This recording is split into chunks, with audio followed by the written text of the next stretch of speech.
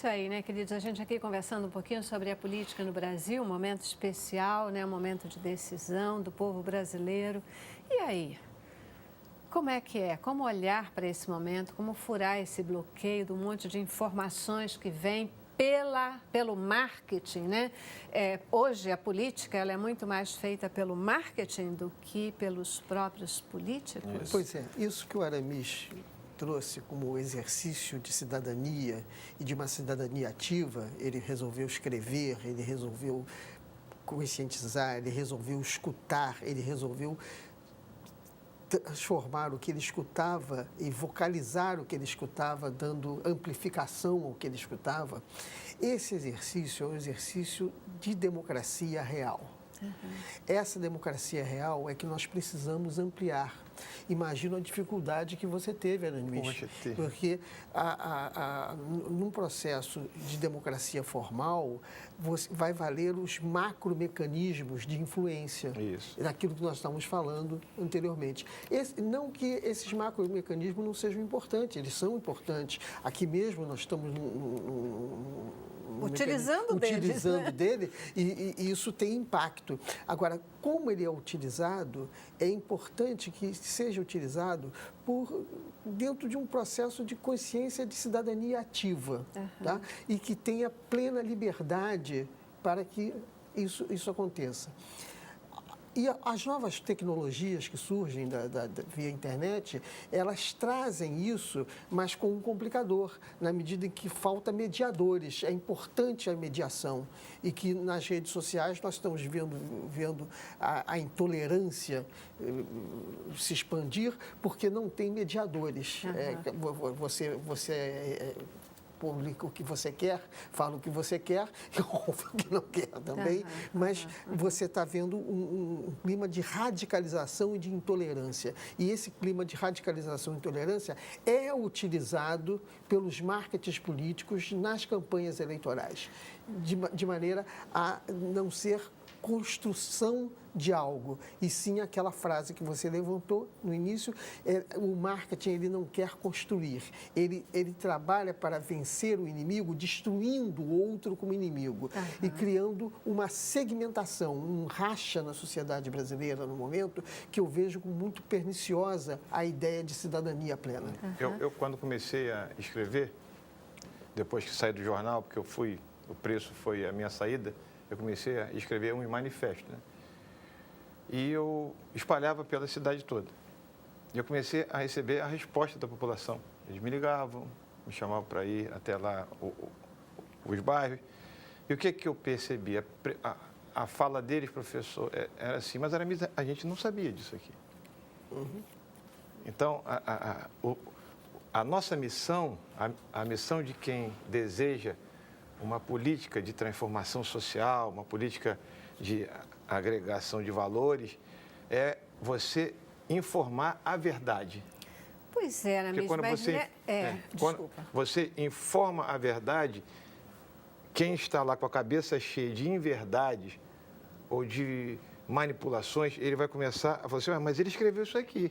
Pelo menos a dúvida você coloca. Isso, você coloca a dúvida.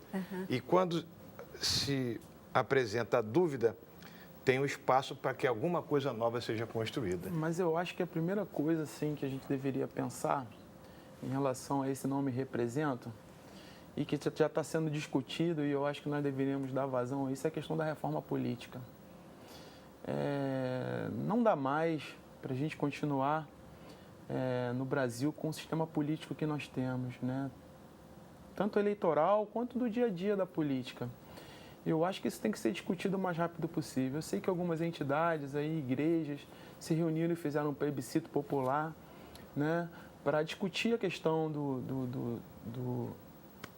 da reforma política. E eu acho que uma dos grandes gritos da população foi realmente esse grito de que tem que se mudar o sistema, a questão do financiamento privado de campanha para passar para um financiamento público, uma mudança na representatividade. Eu acho que isso tem que ser discutido o mais rápido possível, até para trazer essa legitimidade que nós estamos aqui discutindo que se perdeu, né? Hoje os candidatos, eles não representam legitimamente aqueles que eles deviam representar lá na Assembleia, no Congresso. Então, eu acho que isso é uma pauta urgente para o país, a questão da reforma política, há necessidade disso. Me parece que há uma consciência no povo brasileiro dessa necessidade, mas como fazer isso acontecer? Se, de alguma forma, se opta por não votar, se opta por deixar para lá, deixar que o outro acabe escolhendo quem vai nos representar. Essa questão da informação, eu concordo com a sua colocação, né? A informação, ela vai fazer toda a diferença, mas hoje eu não me lembro de ter visto uma campanha política tão horrorosa como essa que a gente está vendo agora, em termos de segundo turno, dos candidatos. São dois modelos bem desgastados, né? É horrível, porque só se quer mostrar o lado ruim de todas as histórias, e aí o que é verdade nisso Mas foi tudo, o que o professor no fim das disse, Celeste. contas? O professor disse o seguinte, o marketing, ele vai conduzindo a cabeça da população para uma disputa. E aí quem tiver mais habilidade de massacrar o outro ganha. O eleitor brasileiro vota de forma muito emocional. Ele gosta da disputa. Uhum. Viu o que o fulano falou? E não, lá, agora falou aquilo. E ele fica torcendo.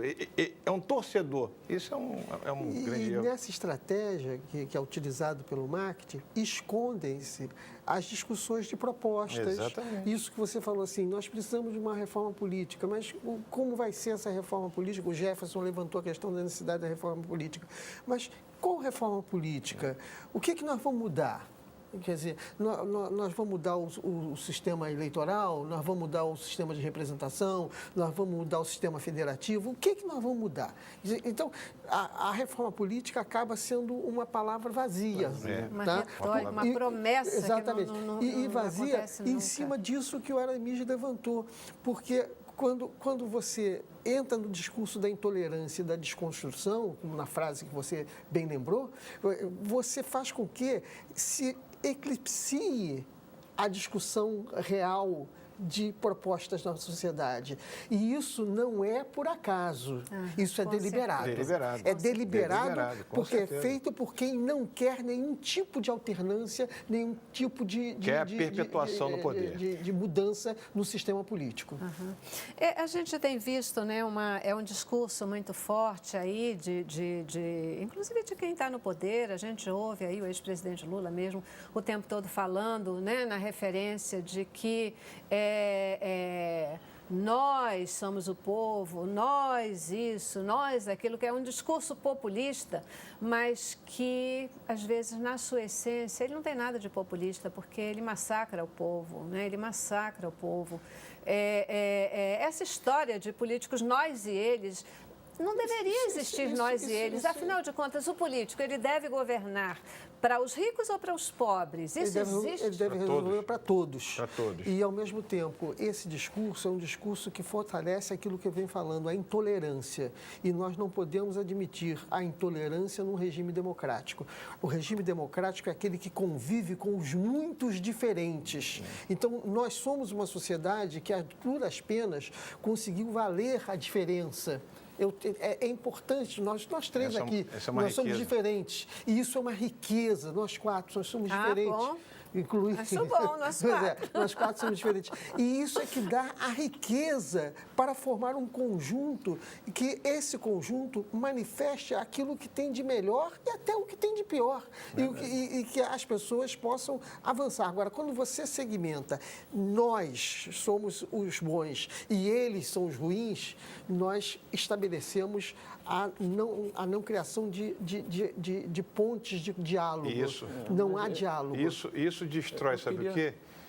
Por exemplo, vai acabar a eleição domingo. O país hoje, entre nós e eles, está dividido no meio. Uhum. Se continuar esse estado de beligerância, a governabilidade será muito complicada. Não haverá ponte. Exatamente. E isso atrasa o país. Eu até, discordando um pouco, eu acho que isso é só um exercício de retórica. Mas tem consequências. Mas eu acho que é só exercício de retórica. Porque quem viveu o período do governo do presidente Lula, não vou discutir o atual, sabe que ele é um dos políticos que teve mais habilidade de poder ligar e conversar com todos os lados, apesar desse nós e eles dele. Houve conversa, houve diálogo. Jefferson, o nós e eles do Lula é agora, Isso, não é no governo dele. Tudo bem. No governo dele, ele falava, era o Lula, paz e amor. É verdade. Tudo bem. Mas esse nós e ele é exercício de retórica, no meu caso. Eu vejo assim, que depois da eleição, como sempre acontece no Brasil, e isso eu acho que é histórico, vai haver uma conversa e vai se apaziguar isso tudo. Eu torço para que você esteja certo e eu esteja errado. Eu estou muito preocupado com algo que o Aremides levantou, que é a retórica, ela produz emoções Com e certeza. sensações. Se você puxar a história... Pois é, então como ver. ela produz emoções e sensações, ela produz comportamentos. Exatamente. Tá? Então, eu estou preocupado que, como a Celeste bem levantou, esta campanha, diferente de todas as campanhas que nós temos desde 1982, era uma campanha que está sendo marcada pelo radicalismo e pela intolerância. Verdade. E isso gera comportamentos intolerantes. Então, eu torço para que a minha avaliação esteja errada e que você, a sua generosidade Não, porque até... Mas eu estou preocupado com uma sociedade cindida. Sem dúvida. E o mais complicado é que você percebe, você não nota... tem pouca coisa de um projeto de desenvolvimento. Essa é um minha projeto grande de poder, preocupação. É um projeto de perpetuação no poder, de não largar. Então, vale tudo para continuar. É verdade. E depois, para continuar, a gente entra no campo da barganha. Qualquer negócio. Quer dizer, isso é um retrocesso para um país tão extraordinário como o nosso. O modelo político ele se torna uma coisa mais comercial. Comercial, né? é negócio. Favores. É uma troca de favores absurda.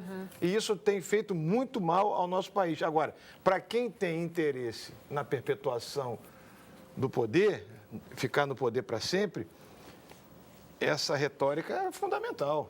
Porque você se faz como o bom e o outro é o ruim da história. O outro não vale nada e você vale tudo. Isso tem consequências ruins na própria sociedade. Você vê nas redes sociais, já tem gente brigando mesmo. Mas, olha Eu só, acho que um dos grandes méritos, gostaria do presidente Lula, só um pouquinho, no primeiro governo dele, lá no início, quando, na verdade, ele foi eleito, naquele primeiro momento, não por uma, digamos assim, opção do povo no sentido de uma figura política, mas foi um voto de alternativa, de busca de mudança, de fazer acontecer alguma coisa diferente. E naquele momento ele teve sabedoria, sim, de ouvir as partes, de usar modelos políticos que eram positivos para o país e mantê-los, né? O que é um movimento político bacana. Agora, depois isso mudou tudo, né? Depois isso mudou. Eu vou te dar a palavra porque eu preciso ir para o intervalo. Mas é porque fica parecendo assim, eu vejo que essa animosidade, vamos colocar dessa forma, ela está de todos os dois lados. Com certeza. Sim, com certeza. Então, eu não vou discutir a questão de projeto de poder, não, porque se a gente for discutir projeto de poder, os dois lados estão imbuídos no projeto de poder. Os dois lados estão desgastados. É por isso que a gente está falando aqui que o contexto político ele está ruim, não é nem A nem B. Por isso que a gente estava até discutindo ali na sala, eu e o professor, é que, infelizmente, no Brasil hoje, a gente não vê novas lideranças políticas, né, que se coloquem de uma maneira que convençam a população de um modo geral. A coisa está muito dividida, não só na retórica, até no pensamento. Né? E a gente observa que a eleição, por exemplo, para a Assembleia Legislativa e para o Congresso, deixou bem claro que a participação popular, apesar dessa questão do voto nulo, ela foi importante, porque você conseguiu colocar no Congresso alguns extremos. Né? Você coloca o conservadorismo extremo e o pessoal, os políticos de esquerda de extremo também. Isso mostra que há uma vontade de mudança, realmente. Isso também mostra que esse discurso de retórica dos candidatos, lá para frente, isso não vai, hipótese alguma, eu penso assim, cindir o país. Porque você tem por exemplo, no Rio de Janeiro, os mais votados não pertencem a essa polaridade, nenhum dos dois. Eu preciso ir para o intervalo, a gente já estourou tudo quanto é tempo. O meu grande receio é que o discurso seja retórica mesmo e ele não se traduza em nenhum momento numa realidade prática, numa mudança, né, da política, mudanças para o país e que transforme a nossa realidade. Eu adoraria que não fosse retórica de qualquer dos lados, mas que isso pudesse ser efetivamente uma expressão do desejo de mudança e de melhoria do país. Meu sentimento é que não é, infelizmente. Intervalo. Cabeça pra cima. Eu quero mais.